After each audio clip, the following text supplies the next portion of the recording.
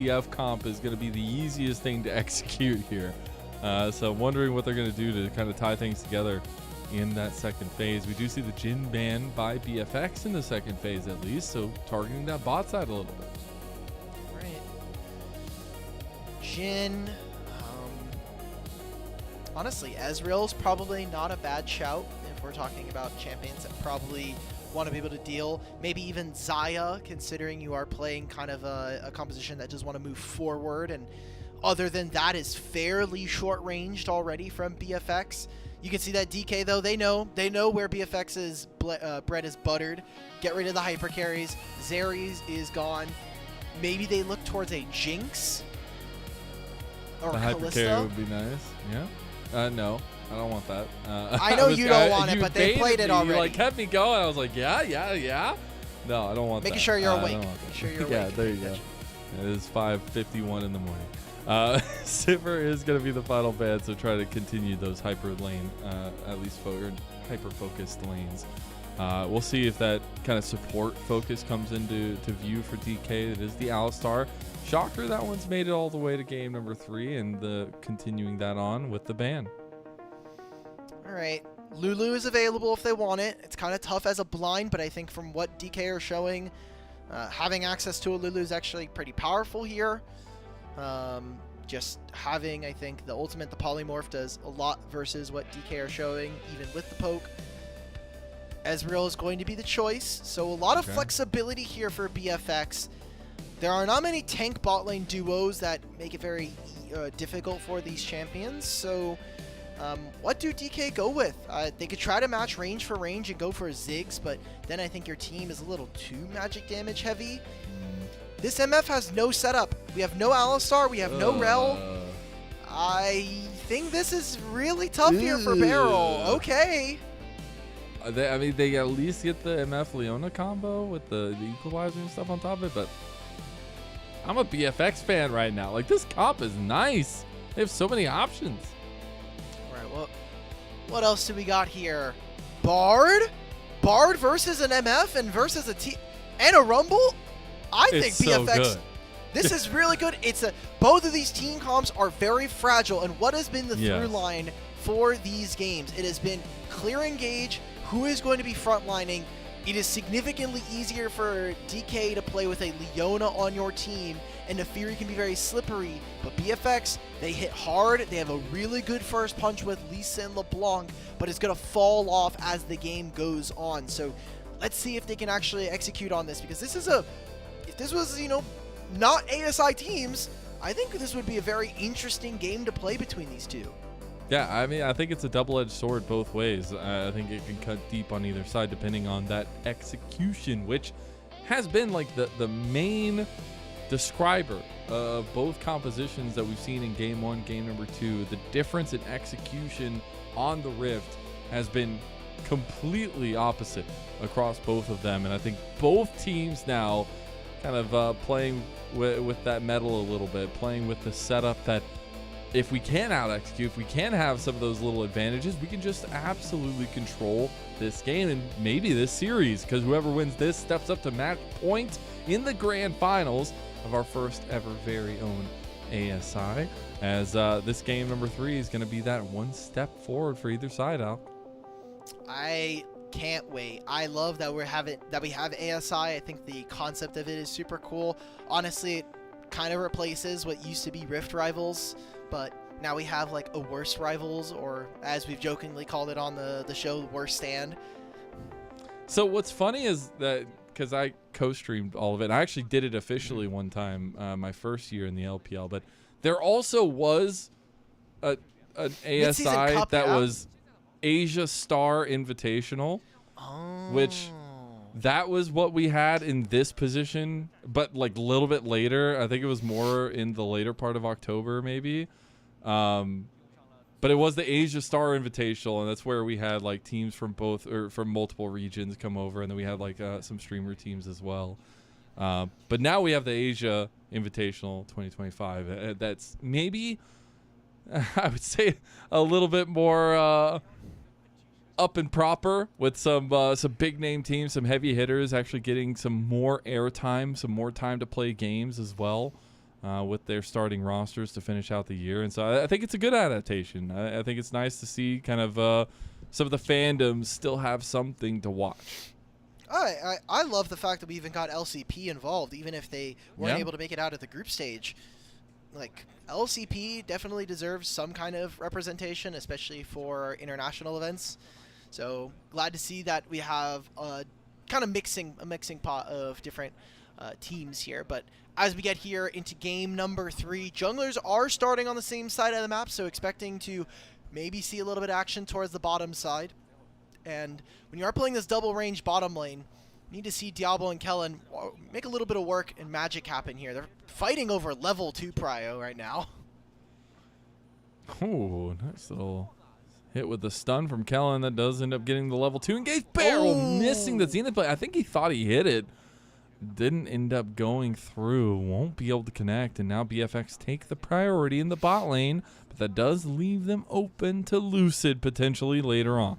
Hey, to be fair, I also thought he landed that one, so... It looked like he did, I swear. Yeah, very, very close margins there. It does mean that they lose prio on the wave. Misfortune also doesn't really do well when she gets outranged. It's a little bit more difficult to utilize that strut passive. So, important thing about this game that we'll see kind of later on is what our our jungle supports are going to be able to get done, because Lucid will be basically relying on ShowMaker and BeryL for all of his crowd control to make sure that those Dark Daggers land. And for Raptor, Raptor and Lee Sin plus Bard combo is really annoying to deal with. They can get around the map very, very fast, and they are incredibly mobile, especially from Lee Sin's perspective. And I just think it's funny that, you know, they took it away from Lucid and ShowMaker, a combo they've really harped on this entire tournament long. And see if Raptor can get a little bit of that momentum from game number 2. The guy who out-jungled Lucid holistically in that game. Now they're going to come blow for blow here as Sonic Wave does connect onto the doggo. Would be able to follow that one through. Doesn't want a piece of that hot dog, though. No glizzies for Raptor. So, wow, it's a dark glizzy. I'm pretty sure it's like the purple one. Bot lane's got to be careful. He instantly destroyed that scuttle, and if they show up into this wave, they're going to have Kellin plus Raptor sitting in this bush. Oh, aiming. Oh, the stun didn't land. Wow, that's huge. Yeah, that's he is praying that that doesn't happen again, because aiming tried to go into the bush and finds out that Raptor was still there. We'll be the back from BFX, though. I wish my observers, when they show that, please show the minion wave that is corresponding with the play, because that wave looks like it's frozen, and that is a big win here for Diable and BFX as a whole. You're denying golden resources from a champion that is essentially a huge team fighter that is gated around her ultimate. And it is a Cole coming out here for aiming, but losing out on that is big, because now Diable can sit in front of his turret. He's going to be really, really safe. This opens up roam timers for Kellin to gather information and potentially influence either the mid lane or help out Raptor in his clear. And how quickly you can find that influence is extremely important. Speaking of, we're getting a little bit of influence from the top side clear, showing that the Cassante meme still means something against ShowMaker's team, as Clear does not end up hitting the Q3, does get burned alive by the Flame Spitter. Trying to go back in for the fight, though. He has to flash away as the harpoon was about to sink deep into him. I like the idea that Siwoo is just sitting there like, okay, yeah, man, sure. You use your flash like that, sure. You're like, you messed up, not me. Very much focused in. There's a really funny clip I saw from Siwoo's stream, where after I think one of the ASI games, he was just streaming and he was like, guys, I like doing a handstand is not that hard. And he went to do it and he's like, wait, I can't lean on the wall? Aw, crap. Okay, I'm going to stay up all night. I'm not going to get any sleep until I practice this and get this down. I hope it paid off dividends for him, as Magical Journey won't be used by Lucid, and Kellin will get out with his flash, but it was an attempted play on DK's side of the bot side. That looked like Kellin just pushed a bunch of buttons on his keyboard. He's like, okay, I'm getting hit. I'm just using everything. I got my W. I'm using my E. Maybe we could try to distract them a little bit here. Turns into a dragon thanks to that trade. This has been something we've seen consistently throughout this series so far, where Kellin takes a bit of a bad trade before an objectives, and then it opens up a timer here. Kellin does get to TP thanks to having the unsealed spell book, but they have Prio, and they're moving Siwoo over for this. Yeah, I mean, this is going to be a contested one, as I do really like that Rumble is here with the level 6. The ShowMaker trying to get a yellow card isn't going to get chained down by VicLa as well. Still going to get traded on pretty heavily, but BFX did have to give over Prio on the Dragon Pit and give over that first objective. Oh, and well, I mean, sure, it's good for the team. So a Dragon going over to Dplus KIA is good. Remember, we talked about scaling. This game is going to be a little bit wonky because DK are very, very reliant on what they're able to do in team fights. They have a lot of great ultimates to make that happen, but Clear now gets to move over. He's a full level over his opponents, and that's a pretty nasty amount of farm and experience that they're now missing. BeryL actually found an engage. There's the equalizer on top of the CC from the yellow card. At least the setup coming through from DK will net them first blood, and that was a beautifully executed fight and a little bit of a microcosm of what this DK team can do with this comp. Gold card, that's all your setup that you kind of need. BeryL goes in right next to him. Raptor uses the ultimate a little too late, and as well as the flash there. You're going to see aiming let loose the bullet time just to get himself a recall in. And that was a very weird sequence of play there from BFX. Not going to lie. They were looking for a topside invade. It seemed like they wanted to make sure that Clear got out from the proxy that he was going for. Also, I think kind of mitigates some of the lead that Clear got for himself because of that. This really wanted the vision there, Alk. Nobody will be able to take that. Nobody will be able to take that from them, I promise. They will end up getting the grubs, and this is under full vision. I was wondering if maybe some contest was going to come out for at least one of them, but going to save the smite from Lucid. He's feeling pretty confident that they can take all 3 without any contest, and so far that means blue side has gotten all 9 grubs in the series. That's pretty insane. Wait, that's not true. BFX got 3 last game. Blue side. Oh, blue side. Yeah. Oh, well, then we need to nerf this side of the game. Well, hey, that's what teams have been saying all year long. He's going to get the lockdown on a BeryL, though, and at least VicLa was able to rebuff DK a bit. Aiming, going to face check into the bush, but this time has some fighting strength himself. Kellin was actually looking for a CC chain on Lucid. Lucid's going to have to jump over the wall. That's his some of his abilities down, so not at all a bad trade coming out from BFX. They kind of moved a lot of their priority. Raptor is playing kind of loose this game. I like it. I like that he's kind of showing off a little bit, getting a little bit more of that damage. Good trade here from ShowMaker. Ooh. But single turret shot. Lucid, he could flash ult if he really wants to trade his summoner spells with VicLa. Kellin also took a pretty big chunk there, too. Oh, BeryL. We got to get you the Eclipse skin, man. If you're on the Eclipse skin, it hits. I tell you. Maybe they'll buy that one after this for the next series. Oh, wait. Then ShowMaker is going to try to actually follow through on this mid lane push. Try to get away this mid lane push at least. But when we check into the map state, it's dead even across the board. Really just those early objectives going the way of Dplus KIA and that 1 kill. But very, very tightly contested and still a little while till that next objective comes through. Yeah, BFX are very strong on 1 and 2 items. Dplus KIA are obviously going to be able to match that, but with ShowMaker going for not only the Unsealed Spellbook, but also the Rod of Ages, he is going to be more of a utility champion, and that's kind of what TF just does in general. Side laning is going to be very interesting in this game, Lennon, because I don't think BFX are going to be under any threat with whatever side lanes they want to go for. So it's on DK to put pressure on them early, and I like them getting both the Dragon and the Grubs here. I agree. He's going to get stopped by the Solar Flare. I wanted to open up a conversation. I know we have about a minute until the Dragon. We'll see a little bit of top lane gank as well. He tries to get the kick. It's like point blank, but it doesn't matter. He's still able to get the knockback. Raptor not going to go down, and BFX answer 1-1 in kills now. All right, what is the conversation you had? I was gonna say, show Diable dies. Okay. Oh my God. The outplay, Diable.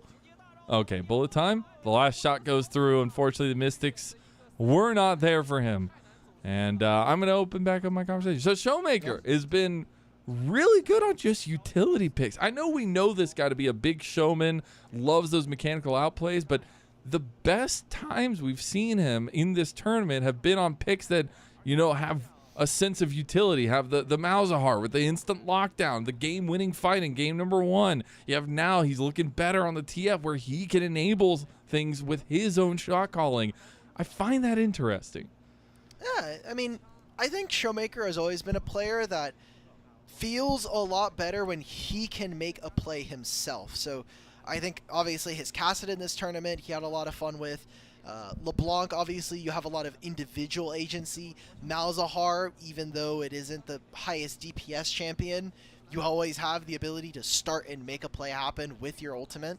So I think that ShowMaker is kind of showing off a little bit more of the flexibility that we expect from longer standing players. Like, ShowMaker is essentially I think the 3rd generation of like true mid laners to come out from the LCK and be top level consistently for many, many years. Siwoo. True. I think he's dead here. ShowMaker, pop the copy pasta. Throw it in there. No, man. I'm sure he had a little bit of fun of that. Yeah, he's like, man, Cassante, dude. As DK were able to get that dragon, that'll be second dragon for them. Still 100% neutral objective control as the flash comes out from BeryL to get away from the chains. Diable trying to set up on the aiming here. VicLa going in, but the Solar Flare goes back. The lockdown is there. They can't get the kill just yet. The kick away. Raptor beautifully executed to get away from that fight, and DK find nothing. Oh, they go for more. They get locked down. Lucid goes over the top and finds the kill with a reset of the Darkened Daggers. Now Diable's getting chased down here too, and the Hound's pursuit comes through, but VicLa steps in, steps up, gets the kill back, gets away. Let's go, VicLa. Oh, that is still a 2-for-1, and Dplus KIA got the dragon. So now they get to pick up all these waves. I think BFX are falling a little too far behind. They still haven't finished their first item, especially for Diable. Not having that Trinity Force is really powerful. Look at the item differential in some of these lanes. Like, it's a completed Ludens here now for VicLa, but there was no Trinity Force. Aiming had a Bloodthirster during that fight, so if we could see BFX fight on a little bit more even territory, this should be a much more even game for them. It should be, but man, the little in-between moments, I gotta say, the confidence from Lucid to just let loose here. Yeah. Lucid gets the double Darkened Daggers. I mean, there's no focus on him. This ultimate from BeryL just slows them. It applies sunlight as well. And he just knows that there's not tons of threats here. The chains are down. There's no ultimate from Kellin. The stun lands, but he has so much mobility on this Naafiri. We get to see the rest of BFX fall. It is eventually a trade going over to VicLa, but I mean, they lost a ton for that. Those 2 flashes out from the mid-jungle. We haven't really seen Raptor and VicLa be a 2v2 in this game. Yeah, we haven't. Not just yet. And we said from the beginning, and you had mentioned earlier, you know, the side lane. We don't know if there's anything that can really answer them here. But they aren't ahead. It makes it a little bit more difficult. The big saving grace right now, though, for BNK FEARX is that Clear is very far ahead. Unfortunately, it's looking like that lead is not going to matter too much. Okay, VicLa should be okay. DK, we're looking for more plays on the top side. Rift Herald is up. They want to continue the pressure. They already got feats of strength, and now they're looking for the permanent setup on the Rift Herald. And I do wonder if they're going to move everybody over here. I mean, you see everybody at least from BFX moving too. Yeah, both top laners have teleport. I don't think it's going to be too much of a deal. Clear does have a level and a half over Siwoo, so pretty big lead for them. Raptor does need to get back out onto the map here. It's pretty tough for BFX to walk back in. Remember, they don't have clear lines of engagement. One team has a Leona, the other one has a Bard. Need to see big impact from Kellin coming on through. Whoa, BeryL going through Kellin's magical journey to get on the other side of him. Lucid gets another reset here with the fight. He has the pack with him. And it's not just the little hot dogs. BeryL setting it up yet again. And the stark contrast, man, compared to giving some at least engaged tools to DK and especially BeryL. Maybe you were right here, Lennon. Maybe we're just going to see 5 games because BFX are going to get blue side for game 4. Blue side dominance, man. I didn't want it to be true. I want there to be some level of like skill expression in games that determines who wins. But here at ASI, all the skills out once right now. We're playing for fun. I'm going with a results-based analysis. So far, the team with more engaged tools has won the games. I don't know if that's true, but I'm going to make it true. And we're going to see BFX fight another fight where they are a little bit backs against the wall now. Seen with the Destiny and Siwoo going with a massive flank. The equalizer on the back line here. Raptor tries to dash over to him, but he's just flame spitting away. Hawk2 all over BFX, and now VicLa is back in the pit here trying to find an angle himself. Diable is getting some pokes on the aiming, but DK standing strong in front of the objective. Guys, we have been fighting over this Herald for the past 2 minutes. Please. Surely we don't have to keep fighting it for a third. Shelly's getting lonely. Got to go for another wave here. VicLa just going to jump back over the wall with distortion. Ult on to Kellin. This one lands. What did I just say? Give BeryL the tools and you will be paid handsomely. As they end up finding Kellin, they're going to move back to the Rift Herald for sure this time. What? This fight started with BeryL missing ult on Kellin. We wait long enough for Kellin. It comes back. To have the ultimate, and then they kill Kellin again. Oh my God. Okay, well, dude. So I gotta say, I know this is maybe reading too much into it. I would think Kellin would have an impressive bard because FlyQuest have been boot camping with BNK FEARX. I don't know if they were in the same building, but I mean, they also have 100 Thieves boot camping over there. Hey! Yeah, that's not part of my narrative. All right, that's not part of my narrative. Really interesting though, obviously with the executionary standards BFX have not been able to accomplish just yet with their setup. There's the Tempered Fate going on to 2. They're trying to bring the might of BNK FEARX down upon Lucid. Lucid will finally fall. VicLa gets the kill there too.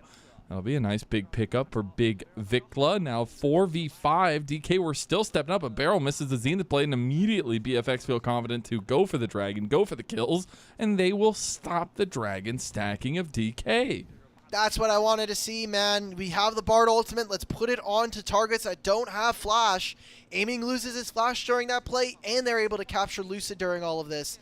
Aiming, I don't think we're starting this one up. Maybe just getting himself a Bloodthirster proc. The Dragon goes over and stops the stacking here. Most importantly for Dplus KIA. Yeah, that was a huge building point for them, especially that it was an Infernal Soul start. As Raptor was looking for a bit of an invade, but realizes ShowMaker does have some vision on him. But that being said, as the dust settles, it is a BFX who are still down about 2,000 gold, a little bit more than that, but showing a little bit more promise with their team fighting, or at least their team comp execution. Is VicLa going to dash away from that one as he's going to get Destinied on. ShowMaker with the yellow card, can't find the distance. There still is the Rift Herald across the map, Alk. Is somebody ever going to go say hi to Shelly? You are a sicko, BeryL. You are actually disgusting for doing that. I want the fights. There's an Otacon spawning in 10 seconds. And we are using our ultimates like that. That is if I'm BFX, I'm like, this guy is actually ill. Like, there's no way he's just using this right now. That's so funny. Well, Otacon did spawn on the bot side, so a little bit of difference side of the map if they do want to trade for the Rift Herald for Otacon. Vision game strong right now from DK as they're moving out, clearing out BFX's forward vision. And there's going to be actually a reset from BFX, so this could absolutely just be the Rift Herald going to DK. Yeah, there's no contest. Raptor's not even going to be over the wall, and Kellin and Diable cannot be there here for this play. That feels bad. I mean, sure, maybe it opens them up to try to go for a mid play immediately. Remember, Dragon spawns in 3 minutes here, so with 3 grubs and the Herald, I expect that probably closer to the spawn of this Dragon, we're going to be seeing Lucid plant this down, take themselves the turret, and then try to use some of that priority to get them vision in the bottom side. I know what they were saying. They were saying, man, Rift Herald's still up. I completely forgot about that thing. It was like 20 minutes into the game. I do wonder if that standing gold is going to be utilized for DK to kind of distract away from that dragon. That's always the play I really like, Alk, is when they kind of use it as a distraction card effects and kind of use that tempo to either just continue pushing turrets and maybe give a dragon or have that kind of decision-making power there. As we did see the check coming out from BeryL with the redemption onto the Atacon just to make sure that BFX weren't doing it. And what I'm kind of looking for is, can Kellin have big impact here in the series? Because we asked a lot of him for this Bard, and outside of that fight around this part of the map earlier on, haven't gotten that from him. And he's a player that's been around the block a little bit. Obviously has been playing on some other top rosters across the league in years past, and we would obviously expect that from a player who's supposed to be able to bring that experience to a rookie like Diable. Gets a stun onto Lucid. Okay, good chunk damage onto him. That Trinity Force for Diable is doing a work right now. We get some damage onto the aiming too, and Raptor takes the kill on a BeryL. Oh ShowMaker gets kicked back, and he does try to make it out. He will have the yellow card now, but VicLa's going to try to chase him down, sidestep away. Aiming wants to go back in with Lucid, but now they're getting engaged on. Raptor goes deep as the Destiny comes through from ShowMaker. Kellin goes in, gets the CC on aiming, but the bullet time coming through is going to separate the rest of BFX. Now Diable has to get over with the Arcane Shift. Lucid going to flash out as well. Diable going too far. Raptor trying to go for the kill here too. It is chaos right now, but BFX, they're going down. There's TP coming in. Oh no, this could just be the doom. Aiming, look at a clean house, gets 2 kills, pops everywhere. Infernal cinders raining from the heavens as the double kill came through for aiming. A little bit more goes in hand for DK as now Lucid looking to clean up the final kill here, and the bleed plus minions will be just enough. You can see it is getting tougher and tougher to answer into this MF, into this Nefiri and Twisted Fate, almost all of these champions. And by the way, while that was happening, clear got solo killed by Siwoo. Like, everything is going right here for Dplus KIA as they win the fight, a full-on ace, and they'll grab themselves the Otacon to boot. In the picture-in-picture, we get to see how this top lane matchup ended up going. This is way more interesting than what's going on in the main screen. He just missed everything, man. Yeah. Oh, no. Oh, Siwoo. Oh, don't do it to him. Oh! Nice. Nice. I would have rather seen that in the full screen, man. That was disgusting from Siwoo. Yeah. I don't know. And then I hope that we don't get a replay of that. See, that was despicable. I don't want to see Diable dash in, get most of the MF ult, then dash backwards and flash back into the pit. Like, that was... But I will say Raptor's a psychopath. That man went deep. I mean, he's playing Lee that Sin was for insane. Sure. He is going deep in it. As now the dragon started up by BFX. They're trying to even up the dragon score here. The Destiny will be popped on the back line by ShowMaker. Half health on the dragon. Rift Herald going to be popped. A little bit weird from Lucid as he's in the pit. 50-50. Raptor, Lucid. Lucid gets it. He denies that second. At least going through as now another kill will go out if they do end up finding the pick, but the Tempered Fate goes in on Clear to save his life, and now they try to retake the fight. They're going to start getting resets now, and Lucid getting locked down a little bit here, but he's still looking for his angles. True Shot Barrage is not going to kill BeryL. BFX still ready to go if the moment calls, but I think they will just have to back away because they're losing the mid lane to the Rift Herald. The Rift Herald we talked about, this was going to be the plan here. Did it closer to the dragon spawn. They got mid-tier 1, and with 3, Grubs are going to get mid-tier 2 after it. It's like 6,000 gold lead here for Dplus KIA. Let me take a look back at this fight one more time. I mean, there's just not enough damage coming through from this team. It was a stun onto Lucid that gets him to half HP, but look at how tanky. ShowMaker has almost 2,500 HP, and they go on to BeryL, but Raptor has no abilities. Kellin lands another ultimate, but it's just on to Raptor. Like, that could have been a kill on to ShowMaker here. Oh, this is the fight before. Oh, no. Yeah, oh, this is the deep play. Don't show me this. By the way, look at how clean Raptor's combos are. So, waits, Q, then he does Safeguard plus Sonic Wait. Like, oh, it looks so good when we were watching this live. He even sidestepped that the second to last Dark and Dagger. That was kind of nuts. Oh, man. Aiming, standing tall here, though. Does end up getting taken down, but Very, very low health bars there, and it was just a desperate call from BFX to try to pull something back. I don't know, Lennon. This game is looking tougher and tougher for BFX. Can we get an even game, please? This is... Yeah, this is not that even. I was going to say, like, if you looked at the Dragons, you'd be like, okay, BFX have actually gotten the last 2 Dragons, which isn't all that bad. If they get an Infernal Soul, then they're sitting at 3. They're sitting at 4 Red Drakes. I think that's a pretty good answer, all things considered, especially as a team that is supposed to be all damage, all game. And this is the power spike here, Lennon. Trinity Force, Muramana done here for Diable. 2-item VicLa, 2-item Raptor. This feels the part of the game where I need to see BFX take a strong, convincing win.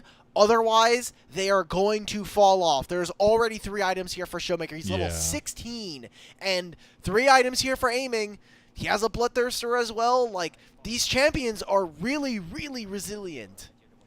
The 3-item spike is what gets me here. I just think it's so difficult to overcome that. When they have so much range with the rapid-fire cannons as well, they can just kind of peter you down as DK. BeryL, he's trying to link back up with the team. I was wondering if he was going to go a little bit too far, but Lucid and aiming right behind him. Yeah, they can try to keep going. Kellin could look for something. Diable, the Destiny on the other side. He's going to flash. He's going to dash. He's going to arcane shift, but he will go arcane dead. As Kellin will also fall right next to him. Aiming finds the delayed kill, and Raptor just trying to find his exit strategy. He's trying to hold hands with VicLa. Hopefully he can back, but VicLa does leave him to his own devices, and all 4 members of DK surrounding him. Raptor will fall. All right, well, as soon as I said that we need to see a convincing fight, BFX get almost aced again. This is going to be Baron, and most assuredly here, Lennon, this is going to be the end, a figurative end of our game number 3. We get back into the replay for this one, and again, I think Diable lacks a little bit of, like, I guess he doesn't know which way he's supposed to go here. It's a really good play coming out from Dplus KIA, but they got the flash, they got the cleanse out from this Ezreal, and I don't know. There's only so many answers to try to dodge out, especially if there's going to be a Bard ultimate right next to it. You start wondering, how powerful is blue side truly? Seeing full dominance from blue side every time in these games, as now Lucid is in some trouble, is going to have some escape tools there, can't go untargetable. Now the re-engage onto VicLa as they now have to bring Raptor over. TP coming in as well as Clear joins the fight, but it's going to be a 4v5 that DK still feel favored in. They're going to use the equalizer. The redemption had come down as well. That will be used from Kellin. Is DK going to try to use this Baron buff here? They don't really need to fight over this. They just need to pull some of these waves and use this Baron buff. And all they're doing right now is just buying time for Lucid to get a recall in and come back out onto the map right now. Dplus KIA, they've got a small minion wave here with the Baron buff that's going to help them take this inhibitor turret, and Lucid flanking from behind them right now. BFX cannot make any defense here just outside their base. Yeah, I mean, even with the Magical Journey, they weren't able to get out in front of this crash from DK, and they're actually going to try to move this bot lane. You saw Lucid kind of transition down towards that lane to try to push the wave into this tier 2 turret. They're going to just get every little bit of gold. Try to use the last minute and a half of this Baron. This next minion wave that is coming is going to be the second to last minion wave that Dplus KIA get access to this. We're seeing a Hail Mary come on through. Raptor looking for something. He actually gets the kick, but he just goes down. Lucid's playing with his food just like a hot dog should, as ShowMaker now ends up helping get the bullet time kill for aiming. And there goes the TP in the bot side. This is the signaling of the end. One of the final nails in the coffin as DK are trying to move up to match point. All right. Blue side OP. 3-0 here in this series. Dplus now putting themselves at series point here. 1 game away from winning the first ever Asia Invitational. And very nice to see Lucid come back into form. 9-2-5 on the Nefiri. We questioned the pick when it got drafted, but DK's execution stood above it all. 2-1 lead. Yep. What was it that we came out of draft? You've got a tank you can play around. You got Engage. It's simpler to play.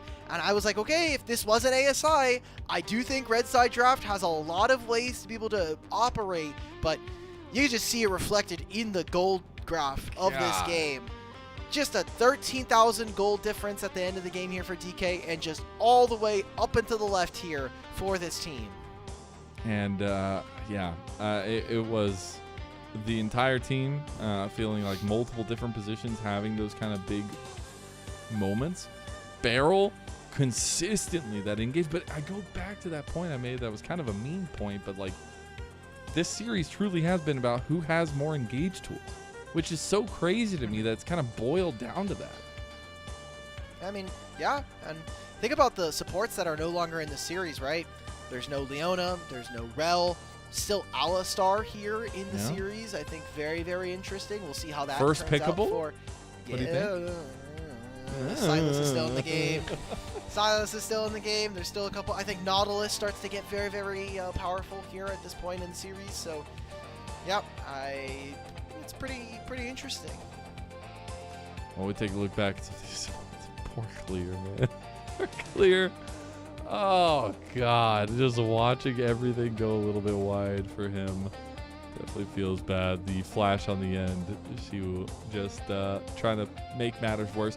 But again, a lot of these fights ended up boiling down to very one-sided affairs. I think there were a couple moments where Raptor really just pushing the limits of his champion, which was really nice to see, especially after that performance in game number 2. But it is a team effort in the end.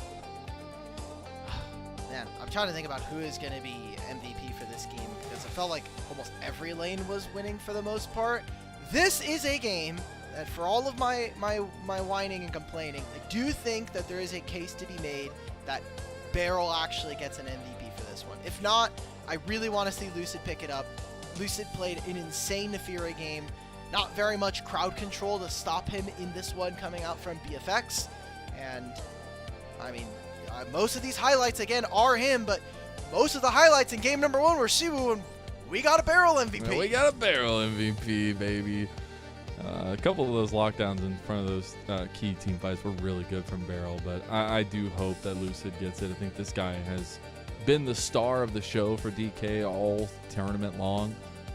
It's been really nice to see his come up, especially in a moment, where I'm not going to say it's easy for teams to disassociate, but I'm just going to say teams were maybe not taking this tournament as seriously as a top-level competition. It's nice to see, even in those moments that Lucid is putting on a show for everybody in the way that he wants to. Yeah, Lucid, very, very impressive. He has had some hot and cold games here in the tournament. Obviously, game number 2 of just this series. Obviously, those games that we saw versus Weibo were not the best from him. And that's where I think Lucid has grown the most, because in his first year playing on Damwon, like, he was surrounded with really important solo lanes. He had Kingin and ShowMaker as his solos, and he kind of just lost his voice playing on this team. But came in second season now, and he's been really, really good. I don't know if I'll give this a ShowMaker. Lennon, just toss us to break, man. I don't know what these votes We're are. going to break. Dude, what the hell are these MVPs? We don't have a say. We just have to be held prisoner. We'll see you for game number 4.